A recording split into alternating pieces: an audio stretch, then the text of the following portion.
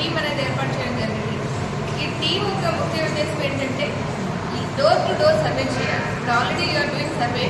దీంట్లో ఏంటంటే door to door survey చేసి ఈచ్ ఫ్యామిలీలో ఎవరు డిజేబుల్ చైల్డ్ ఉన్నారు, లేదా దే ఆర్ ప్రొవైడింగ్ ట్రీట్మెంట్ అన్నా, ట్రీట్మెంట్ ప్రొవైడ్ చేయకపోతే what are the welfare schemes available to them. తర్వాత వాళ్ళకి ఫస్ట్ స్క్రీనింగ్ తీసుకురావాలి. What is the percentage of disability, వాళ్ళకి ఏ ట్రీట్మెంట్స్ ప్రొవైడ్ చేయాలి, ఏం బెనిఫిట్స్ ఉన్నాయి, ఎక్కడ అడ్వాన్స్ ట్రీట్మెంట్స్ ఉంది అనేది వాళ్ళకి ఎక్స్ప్లెయిన్ చేయాలి. చేసిన తర్వాత ఏంటంటే వాళ్ళకి ఈ చైల్డ్ మనకి తెలిసే ఎంఆర్ఐ ఎక్కువ ఏంటంటే అర్లీ మ్యారేజెస్ వల్ల కొంచెం ఈ ఛాన్సెస్ ఇదేంటంటే ఈ ఇంపాక్ట్ అర్లీ మ్యారేజెస్ ఇంపాక్ట్ ఏంటి అనేది మనం వాళ్ళకి ఎక్స్ప్లెయిన్ చేయాలి. ఈచ్ ఫ్యామిలీ వెళ్ళి ఎక్స్ప్లెయిన్ చేయాలి. చేసి దాని ఇంపాక్ట్ ఫ్యామిలీ మీద, చైల్డ్ మీద, తర్వాత సొసైటీ మీద ఎలా ఉంటుంది అనేది మనం ఎక్స్ప్లెయిన్ చేయాలి. తర్వాత ఈ ఎర్లీ మ్యారేజెస్ కూడా మనం వాళ్ళకి ప్రివెంట్ చేయడం కోసమని అవేర్నెస్ క్రియేట్ చేయాలి. ఈ ఎస్పెషల్లీ మ్యారేజ్ చేసే వాళ్ళకే కాదు, దానికి మ్యారేజ్ పార్టిసిపేట్ చేసే వాళ్ళకి, ఈవెంట్ కండక్ట్ చేసే వాళ్ళందరికీ కూడా దీని పీనల్ కాన్సిక్వెన్సెస్ ఏంటి, ఎర్లీ మ్యారేజెస్ యొక్క పీనల్ కాన్సిక్వెన్సెస్ ఏంటంటే కూడా మనం క్యాంపెయినింగ్ చేయాలి.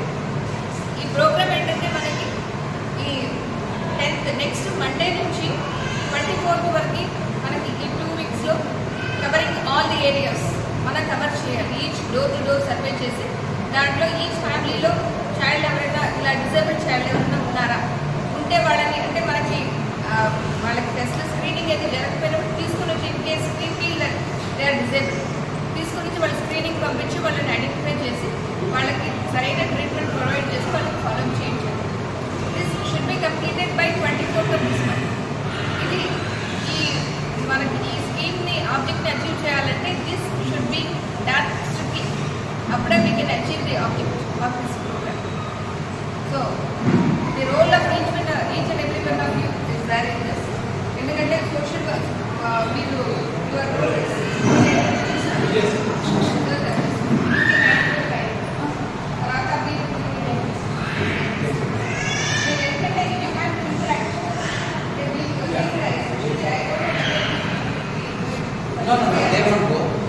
here only persons will be bringing here by some other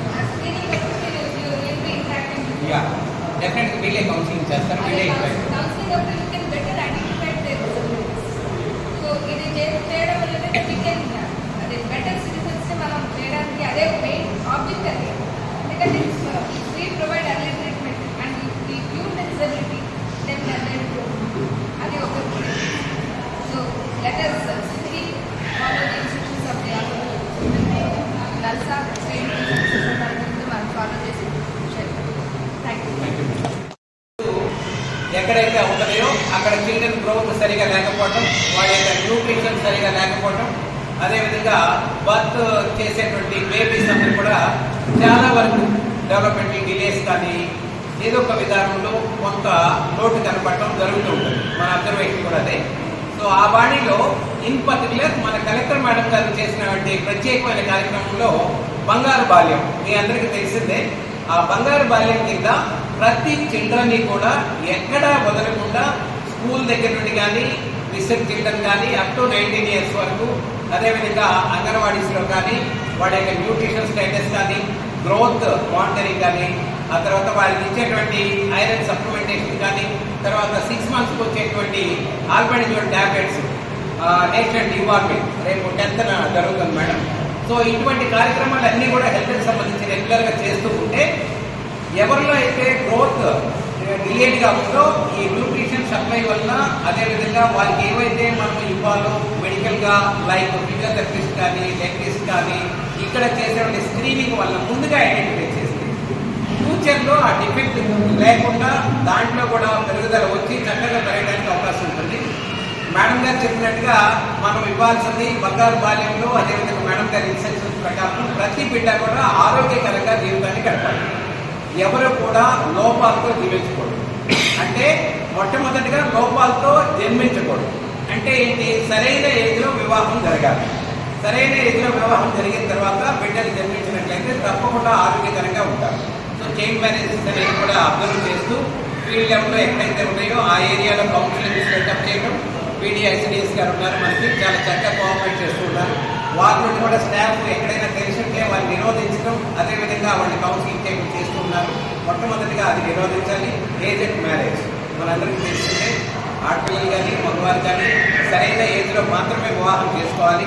దీంట్లో ఏంటంటే స్కూల్కి సంబంధించి ఎవరైతే మనకి ఇంటర్మీడియట్ తర్వాత 10th తర్వాత మిస్ అయ్యి స్కూల్కి రాకుండా ఇంటి దగ్గర మానేస్తూ ఉన్నారో, రెగ్యులర్ కంటిన్యూషన్ ఎడ్యుకేషన్ లేకుండా 100% they will be going towards marriage, ఆడపిల్లలు ఎస్పెషల్. ఓకే, అందుకని ఏంటంటే స్కూల్లో ఎక్కడైతే డిస్కంటిన్యూ అవుతుందో దాన్ని కూడా మనము పర్టికులర్గా గమనించి స్కూల్ ఎడ్యుకేషన్ డిపార్ట్మెంట్తో మాట్లాడటం, వారిని తప్పకుండా కౌన్సిలింగ్ చేసి యాజ్ ఎ టీమ్, ఇప్పుడు ఎలాగో టీం వెళ్తున్నాం, టీమ్ ఏదైతే కన్స్టిట్యూట్ చేయబడిందో హెల్త్ డిపార్ట్మెంట్ నుండి కానీ, ఐసిడిఎస్ నుండి కానీ, అదేవిధంగా ఎడ్యుకేషన్ డిపార్ట్మెంట్ నుండి కానీ మీరందరూ కలిసి మిస్డ్ చిల్డ్రన్, స్కూల్కి వెళ్ళకుండా ఉన్న చిల్డ్రన్ ఎవరైతే ఉన్నారో వాళ్ళకి కౌన్సిలింగ్ ఇచ్చి తప్పకుండా స్కూల్కి వెళ్ళాలి.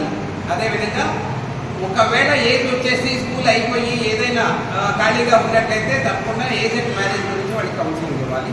అదేవిధంగా గర్భిణీ సమయంలో కూడా న్యూట్రిషన్ అనేది చాలా ఇంపార్టెంట్. మన ఐసిడిఎస్ నుండి చక్కగా వారికి ఆహారము ప్రతిరోజు కోడిగుడ్డు ఇవ్వటము, తర్వాత టేక్ హోమ్ రేషన్ ఇవ్వటము, ఆ తర్వాత న్యూట్రిషియస్ ఫుడ్, చిక్కీలు, ఆ తర్వాత డ్రై ఫ్రూట్స్ ఇవన్నీ కూడా ఉచితంగా సప్లై చేస్తూ ఉంటారు.